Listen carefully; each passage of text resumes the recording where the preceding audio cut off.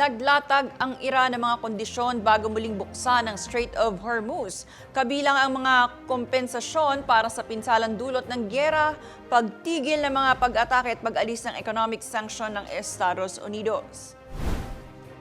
Ayon sa Iranian officials, kailangan ding alisin ang naval blockade ng US, palayain ang mga nakapirming Iranian asset at itigil ang tinawag nilang agresyon laban sa Iran at mga kaalyado nito. Samantala, nagpapatuloy ang pag-uusap ng Iran at Oman tungkol sa pagbiyahe at pamamahala sa Strait of Hormuz. Gayunman, sinabi ng Iranian Revolutionary Guards na hindi nakadepende sa naturang negosasyon ang muling pagbukas ng daanan.